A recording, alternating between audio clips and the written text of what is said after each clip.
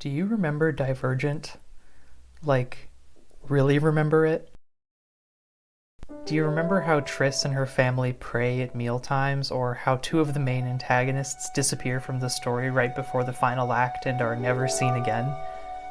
How about the somber tenor of Triss's internal monologue, or the scene set conspicuously in the shadow of the Chicago Bean? I admit, before rereading it for the podcast last month, I had forgotten basically all of that too. I could recall Divergent's cultural reverberations, the stuff people still are making fun of today, like how it's silly the factions are divided up based on exactly one personality trait apiece, or how the novel tries to get you to believe Triss is somehow simultaneously extremely ordinary and the most singular individual ever to exist. There was something else I remembered too, though. A feeling of wrongness I associated with the book.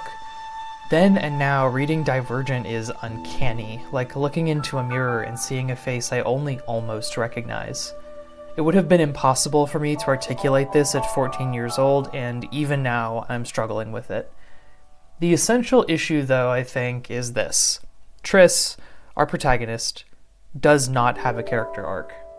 By the end of the novel, she is barely changed, and in fact, the conclusion she reaches at what should be the climax of her Book 1 character progression is actually more of an abnegation of growth. If you listen to the Divergent episode of the English Club podcast, some of this might be sounding familiar, and if you haven't, don't worry. Either way, this video will be completely self-contained, so that no matter where you're coming from, I hope that you'll stick around for Club today. Thanks for being here. In the interest of making sure we're all on the same page and of getting to the analysis as quickly as possible, here is a brief summary of the plot of Divergent. Our main character is Beatrice Triss Pryor, a child of abnegation, one of the 5 cults that runs dystopian Chicago. Let's clarify something straight away. Abnegation is an analog for right-leaning evangelical Christianity, a fact with which the narrative itself is in a kind of uneasy truce. On one hand, abnegation is dogmatically modest and overtly puritanical. On the other, it is framed as a community of genuinely self-giving people who perform good works like caring for the homeless. But there's this one teeny little aspect of abnegation that the book softballs, almost as though it hopes you won't notice. And yet, it inarguably gums up the book's desire to frame abnegation as a culture of underdogs, misunderstood by people who just lack the wherewithal to pull themselves up by their bootstraps and commit to down-home, good old-timey values. That fact is this. Abnegation runs the entire government, unilaterally. Triss and the narrative both try to justify this by arguing that abnegation are the perfect ones to fill this role because of what good people they definitionally are. But this gets a lot harder to take seriously when you realize abnegation themselves are responsible for maintaining the system that keeps those homeless people they care for homeless. Despite this, any character who questions abnegation's rule at any point over the course of the novel is cast as a villain. A member of, or sycophant to, an elite intellectual class determined to destroy traditional values in the pursuit of self-enrichment. Any criticisms of abnegation they might offer, even reasonable ones targeting the undemocratic nature of the government they control, can be safely disregarded because they are offered exclusively in bad faith. Exposition aside, Triss is 16, which means it's time for her to choose which of the 5 available cults she will spend the rest of her life in. First, though, she has to take a cult aptitude test in which she discovers she is divergent, or equally suited to multiple of the cults because she has more than one personality trait. Triss is burdened with keeping her divergent identity secret lest she be killed, and in the meantime is faced with a choice between abnegation, the faction of her upbringing, erudite, the INTJ faction, and dauntless, the early aughts pop-punk faction. She doesn't qualify for Candor, the faction of people who don't shut the fuck up, or Amity, the faction made up exclusively of people who own novelty Smiling Friends bongs. Triss ultimately chooses Dauntless because one time she saw 2 Dauntless kids holding hands on the playground and got mildly horny about it, and thus her adventure begins. Most of the rest of the novel's plot concerns Triss fighting her way through the dauntless initiation trials with very little character growth or even objectives to pursue along the way, aside from the persistent passive goal of survival. But that's not to say nothing happens. Triss does lots and lots of parkour, confronts bullies in the forms of both classmates and teachers, and is injected with a frankly outrageous number of serums. She begins to develop feelings for one of her mentors, an 18-year-old named Four, and by the time the initiation concludes and Triss is sworn into Dauntless, they have begun dating. Then, it happens. Tired of being made fun of for always calling salt sodium chloride, the evil INTJs launch a plan to mind control all of Dauntless. Their first mission, genocide abnegation. The plan doesn't work on Triss or Four since they're both divergent, and the two of them, along with Triss's brother and Four's dad, manage to free the Dauntless from mind control before seeking refuge in Amity. And in the words of Lani Serum, they all live happily ever after. Or do they? Alright, so some of my critiques definitely started to leak into the summary, but if St. Balthasar University has any traditions, that is definitely one of them. Still, my most urgent critiques, and the ones to which this video will actually be dedicated, are going to require some expanding. So let me set the scene. We're at the 97-ish% mark of the novel. Triss, her soon-to-be dead dad, her brother, and her boyfriend's abusive father, who is also the leader of the government, are moments away from saving Four, hitting the big red button labeled Abort Evil Plan, and making a run for Amity, where they're hoping to receive sanctuary and, if they're lucky, a couple of those smiling friends bongs. In the midst of this, Four's dad begins harassing Triss about whether she regrets joining Dauntless. She says she doesn't, because there were some things I needed to learn. How to be brave, my father says quietly. How to be selfless, I say. Often they're the same thing. Let me clear up two potential points of contention right away. First, I don't have a problem with this book, which is for children, outright stating one of its major themes in this way. Because this book was intended for and marketed to a younger audience, I actually think it makes really good rhetorical sense to state at least one of the book's major aims explicitly in the text, so that it remains accessible to readers of various skill levels. I also think it makes sense for Triss to say it at this point along the novel's narrative curve, having just watched her mother bravely sacrifice herself so that she could live.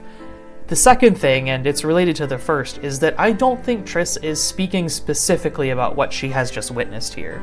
It would be possible to interpret her statement as meaning self-sacrifice involves both bravery and selflessness, as I just observed in my mother's death, but I think that that would be borderline tautological, and I don't think the book is that dumb.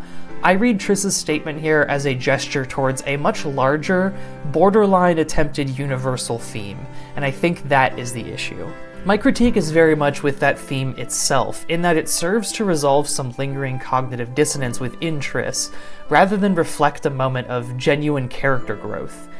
In fact, this moment is antithetical to character development, as I will try to explain now. Throughout the novel, Triss is frequently troubled by her inability to be as selfless as she thinks she is supposed to be. These anxieties are usually at their most intense in the presence of her brother Caleb, who she views as a paragon of self-sacrifice, at least until he joins Erudite. But even then, Triss continues to be disturbed by the fact that she will never be as selfless as he was back when he was still in abnegation. Especially in the early parts of the novel, Triss is devastated by how easily Caleb seems to put others before himself. On page 8, Susan's father travels throughout the city for his job, so he has a car and drives her to and from school every day. He offers to drive us too, but as Caleb says, we prefer to leave later and would not want to inconvenience him. Of course not. Or on page 30, Caleb helps with everything. What irritates me most about him is his natural goodness, his inborn selflessness. Or in chapter 28, well past the novel's halfway point, at home it was Caleb who was strong because he could forget himself, because all the characteristics my parents valued came naturally to him. No one has ever been so convinced of my strength. Triss's feeling caught between these cardinal virtues of bravery and selflessness is well established, so when the fated moment arrives and Triss watches her mom sacrifice herself, it is consistent for Triss as a character to have these concepts top of mind and to relate them to her present circumstances. Now, don't get me wrong, it is hypothetically absolutely possible to construct a novel in which bravery and selflessness are compared and contrasted, abstract though that may sound as a premise. I'm a poet, so I'm going to be one of the last people to tell you examining language itself isn't worth your time. In fact, I'm very much of the belief that many poems actually fail because they don't do this enough. I think they sometimes make the mistake of assuming the poet has the same relationship to big words like love or grief that any given reader will, and that reader will understand exactly what they mean by those words without any further explanation. I think, in fact, I all but know from having conversations with people in my life, that our shared definitions of these words are more approximate than we like to think. We all have different ideas of where exactly, for example, love might bleed into obsession or perversion or self-destruction, and those subtleties have material implications for how we conduct ourselves day to day. One thing art, and in particular literature, can do is give a writer a space to express, to the highest degrees of precision and accuracy possible, what exactly these life-defining concepts mean for them. This is good for the writer who learns something about themselves, and good for the reader who gets exposed to a new perspective and thus hones their ability to empathize. So, alright, I am 100% on board for this story mapping the conceptual region where the borders of selflessness and bravery touch and maybe even overlap. And this is exactly the problem. Divergent is not the book I have just described. When selflessness and bravery do show up throughout the novel, they are always exactly what you would expect them to be. Caleb is selfless when he does the dishes. Triss's mom is brave for saving her from the water tank trap. Triss is both selfless and brave when she stands up to Eric, the dauntless leader who bullies the initiates. This isn't really very insightful, even by the standard of literature aimed at not yet adults. The dilemmas in Divergent are truly Sunday school tier, and do not convince me there is some startling similarity between selflessness and bravery that I hadn't considered, one that justifies a novel's worth of elucidation. What confuses me a bit is that it wouldn't even have been very hard to improve this. Like, imagine a version of Divergent where we first define our key terms. This is easy, just have Triss read the Abnegation Manifesto on self-sacrifice in school or at home, or recite it to herself in a moment of self-shaming. Then she could encounter the Dauntless equivalent in the course of her training, which you would think would happen anyway given how much of the book's runtime is taken up by Dauntless education. Then we can introduce some situations where Triss is induced to wonder about these relative concepts. For example, maybe during the scene where she and some friends sneak off to go ziplining, Triss pauses to question whether this kind of bravery is really as selfless as the kind of bravery that standing up to Eric required. After all, isn't it pretty self-serving to jump off of a building in pursuit of a thrill that only benefits the person feeling it? Couldn't that time be spent better in other ways? Maybe she expresses this opinion to one of the other initiates, to which they respond that doing these kinds of group activities boosts social cohesion and prepares the Dauntless for situations where the danger is more imminent. Thus, ziplining off of a building is in a way a selfless act, as well as a fun one. Like I said, not all that hard and not by a long shot too abstract for late middle and early high school aged readers. But this is all kind of moot, right? Because, as I've said, the book is not actually interested in these nuances. It's much more concerned with just exhibiting Triss being brave by surviving some parkour challenges, being selfless once or twice by sticking up for her friends, and then concluding ex nihilo that actually, bravery and selflessness are basically the same, so it's like whatever. This is not indicative of genuine character growth. It's really character stagnation. Not only does her realization fail to suggest any change since the beginning of the book, it actually implies that she never really needed to change anything in the first place. Because the thing is, we never see Triss struggle to be brave. While she's definitely braver at the end than at the beginning, bravery in the face of physical threats is something that grows steadily within her without her ever actually having to work on it. She has the easiest time of any of the characters jumping onto the moving train, and then off of a building to begin the Dauntless initiation, and so on. Standing up to Eric, climbing the Ferris wheel, and ziplining all give her moments of pause, but none of them feels like a spectacular breakthrough. If Triss's revelation is meant to be read as a triumph that she has earned by cultivating a special kind of selflessness unique to her, as a child of both Dauntless and Abnegation, it fails because it comes as naturally to her as Caleb's small kindnesses do to him. I can forgive anyone who might have been tricked into thinking this was a moment of character development their first time reading the novel. Whether you read it as a teenager 15 years ago or as an adult more recently, the moment of realization that Triss has primes the reader to interpret it as moving. Not only does it occur at an emotionally significant juncture near the end of the narrative, it's also framed as meaningful in the way that time seems to slow as Triss's father and brother gather close to listen to her dunk on her boyfriend's shithead dad. Conveniently, the revelation is such that Triss and her parents can both be completely correct in their moral assessments of the world.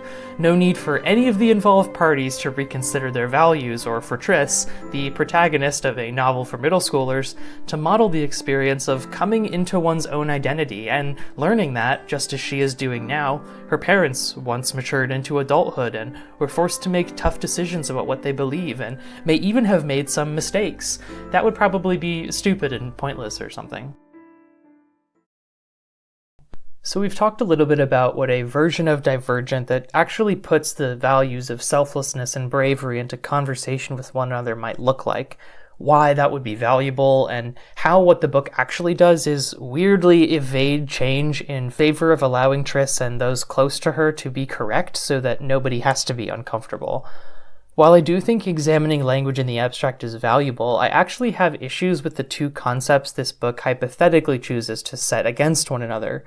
This bravery versus selflessness Venn diagram the book suggests that it cares about is completely uninteresting to me as a theme because, and I don't really know how else to put this, who cares?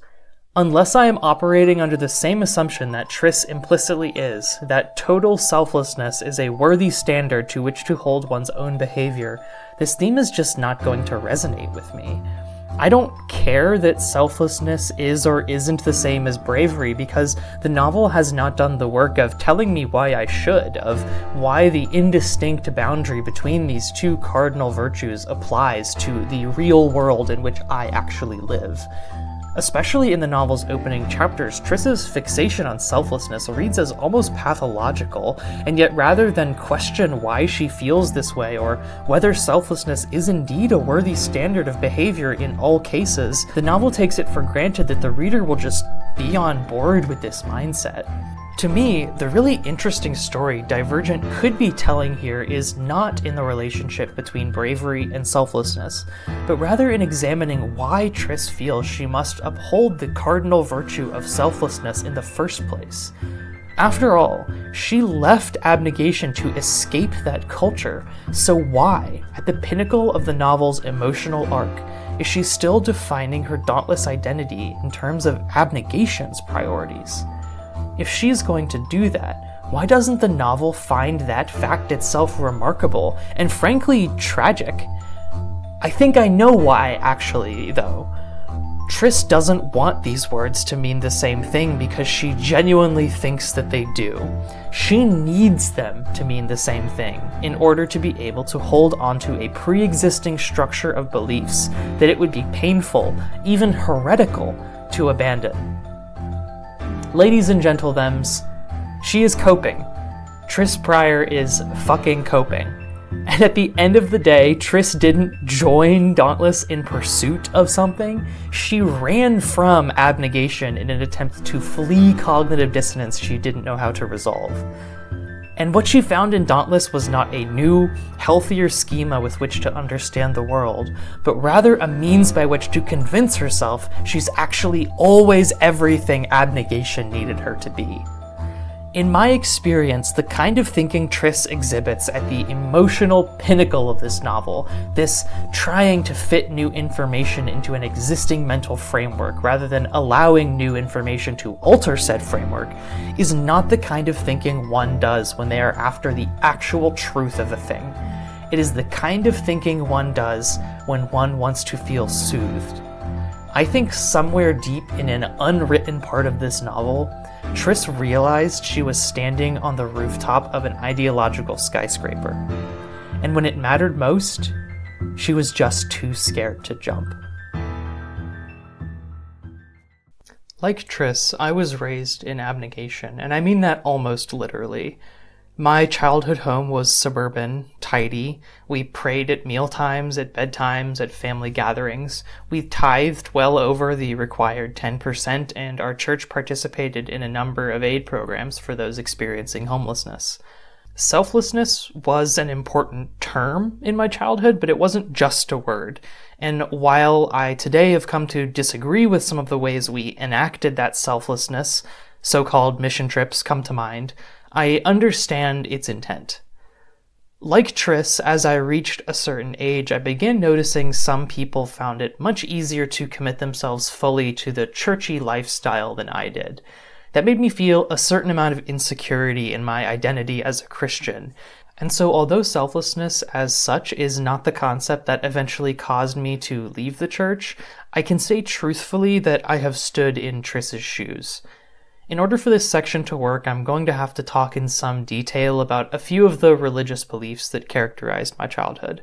My hope is that even our non-religious listeners, and especially those not raised in a church, will find my story provides a peek into the nuances of being raised very religious in America, which honestly isn't a perspective I often find represented in YouTube video essays outside of channels dedicated specifically to that topic. I equally hope religious viewers won't be turned off by this section, in which I'm going to criticize the Christianity of my childhood both directly and indirectly.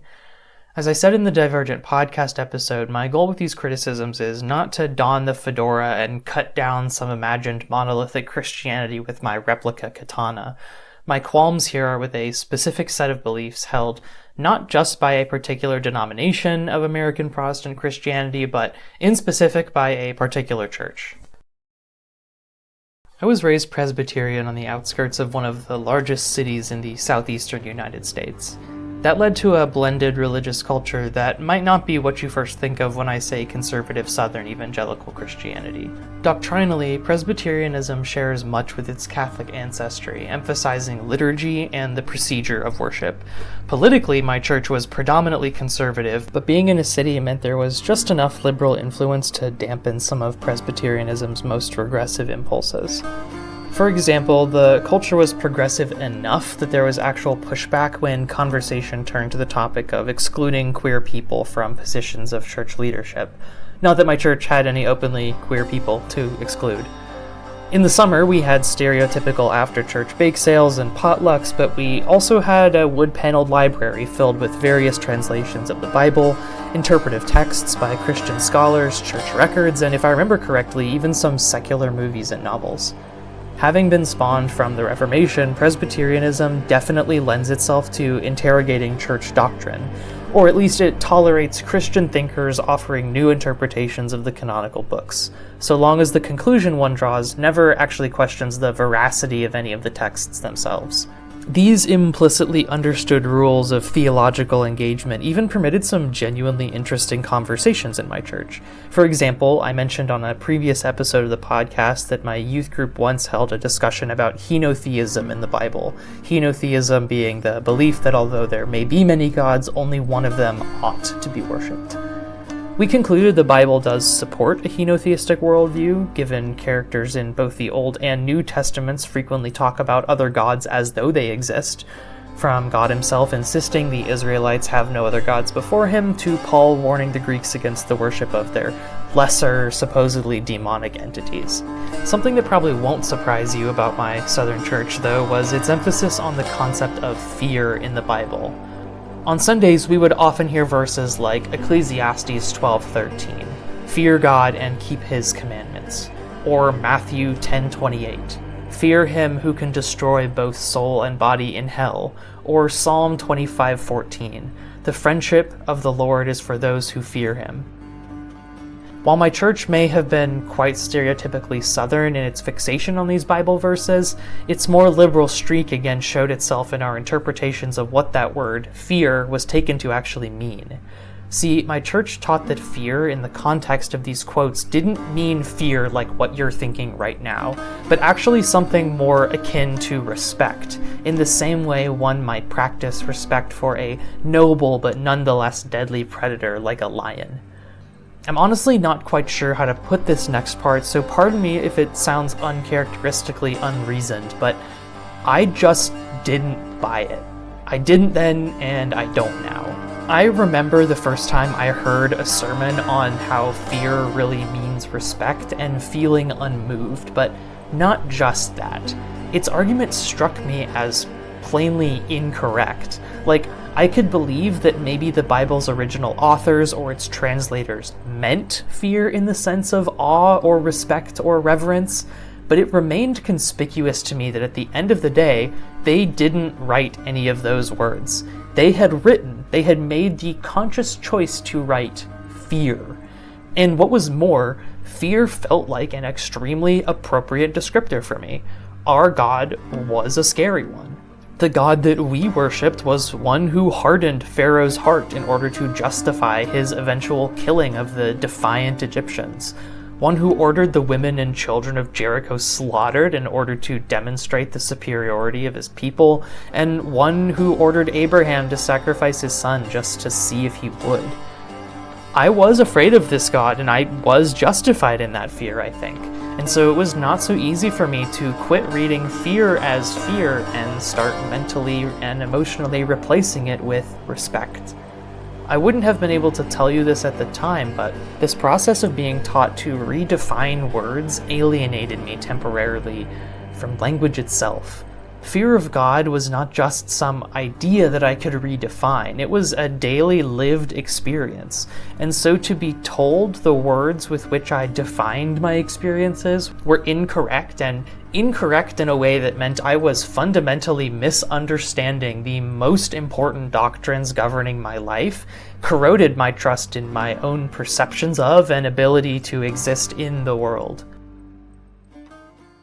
This experience was a very discordant one, naturally. On one hand, there was what I was supposed to believe, and on the other, there was what I actually felt strongly was true.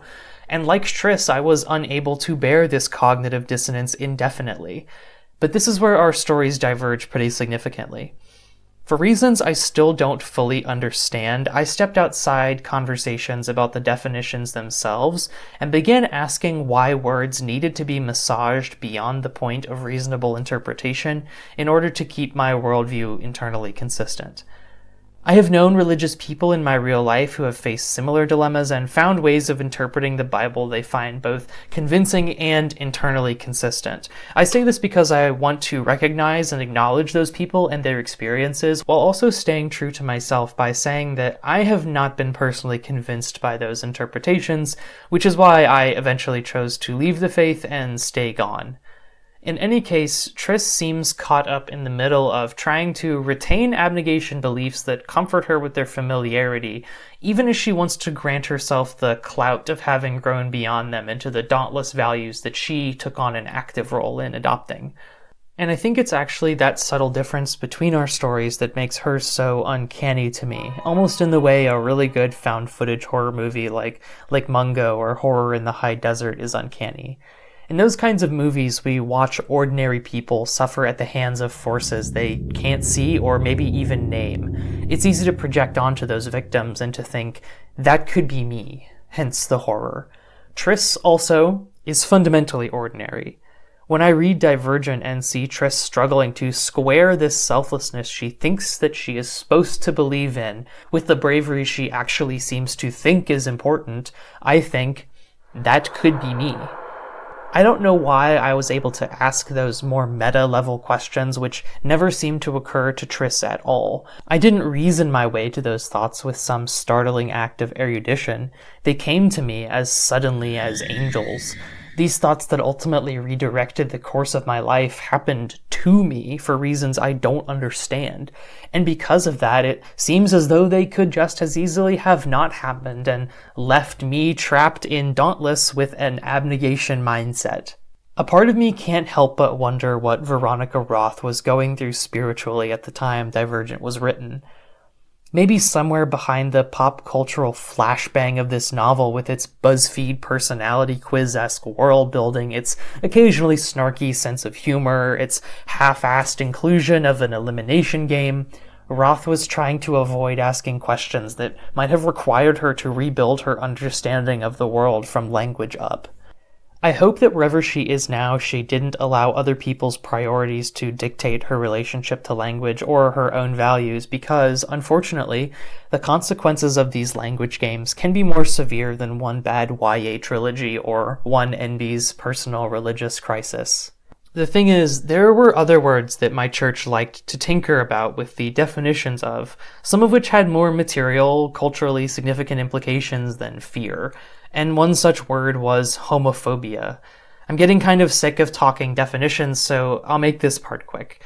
Some people in my church believed, and I have it on good authority believe to this very day, that homophobia doesn't actually exist, can't exist, because homosexuality is inherently immoral. The word homophobia implies bigotry, and it's silly to argue that one can be a bigot against something that is immoral.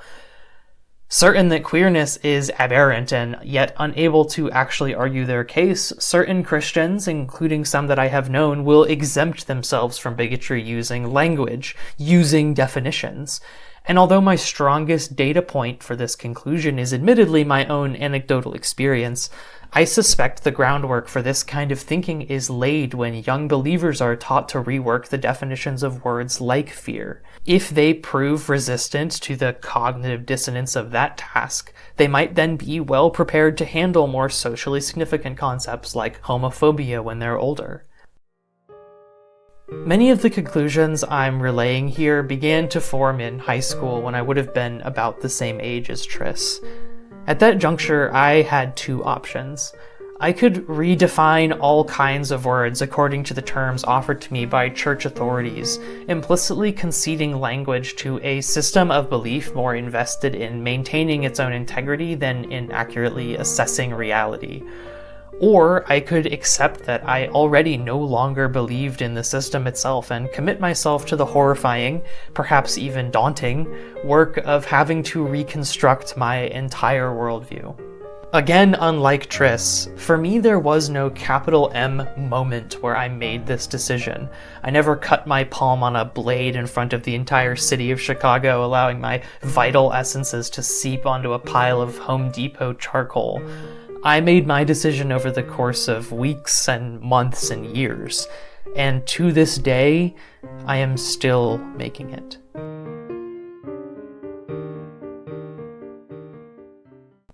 It frustrates me that Divergent leaves core thematic questions unasked, even unacknowledged, because it contributes to an overall feeling that the book isn't finished, like it doesn't yet realize what it's really about. This feeling was among those I mentioned earlier that returned to me from my young adulthood when rereading the book last month. Anyone who doesn't write video essays might be a little bit surprised to hear that it can actually be a pretty emotionally involved process. There's this almost sugary thrill of honing a vague idea into a concrete premise, the shoulder-gripping anxiety of wondering if my message will be received, if what I'm saying will even make sense to people. One other emotion that sometimes visits me as I write is agitation. If the priorities of authors like Rupi Kaur or Veronica Roth or Jewel weren't in fleshing out the themes they chose to introduce into their own work, I wonder, where were they choosing to invest that energy? It's a prickly question, so immediate and nagging I can sometimes feel it under my skin. It can sound demeaning in the wrong context, but I mean it genuinely when I ask, what were they thinking? What was Roth's goal with Divergent, and why did it cause her to overlook issues that result in ultimately a really bland book? In tarot, the suit of wands symbolizes the individual's willpower and their enaction of that willpower on the material world. In the same way that a wizard channels a spell through a wand and into a target, so too does the suit of wands focus and direct an individual's intellect, the swords, their emotions, the cups, and their materiality, the pentacles, towards a specific goal. It's like a visual shorthand for the power of intentionality, and I can think of few places the wands are more necessary than in the creation of something like a first book, which is very literally a material embodiment of a writer's intellect and emotion. If you write, I am begging you to think as much about what your work implies as what it actually states. Ask yourself what you are showing, even as you may be telling something else. Ask yourself what aspects of your world's society or of its characters the work leaves unexamined and thus tacitly endorses. If your book introduces plot elements that can easily be read as allegories for real-world problems, I hope that you'll consider what you might be implicitly arguing ought to be done in response to them. Of course, you can't completely idiot-proof your book and aren't strictly responsible for doing so. Someone, somewhere, will always misunderstand what you've written, and they might even do it willfully out of malice, as the ever-increasing spew of anti-woke movie reviews here on YouTube proves. But making an effort to write a story that reflects your actual values is a worthwhile endeavor. Good faith readers will sense your sincerity, and besides that, it's good for you. Writing with an eye towards your actual beliefs will undoubtedly cause you to question them in ways you couldn't have anticipated, in turn teaching you about what it is you stand for or want to stand for. I don't mean to imply that anyone who wants to write anything must first have mapped out the entirety of their psychic landscape before they open their first Word document, nor that all writing needs to aspire to be literary fiction. What I'm arguing is that it is every publication-seeking author's responsibility to, at the very least, be cognizant of what their work suggests is or ought to be true. Stories, especially those for young readers, nestle themselves deep in the recesses of our minds, changing the way we think and act. That is a tremendous amount of power to have over other people, and I would like to see more writers use it with care. I haven't read the other two Divergent books, and unless the Order of the Orb Fox unleashes some kind of mind control gas into the clubroom, I really doubt that I ever will. Still, I know by cultural osmosis that Triss dies at the end of the series, and I recall people being really upset by this at the time, but to be honest, I can't think of a more fitting way for the trilogy to conclude. Of course, the narrative asks us to remember Triss in her final moments as bravery and self-sacrifice personified. By the same token, I think the ending gives Triss herself a great gift. Permission. Permission to forget whatever cognitive dissonance might still linger within her, and to never, ever think about any of it again. Because, of course, she's dead. In the words of Jesus Christ of Nazareth, it is finished.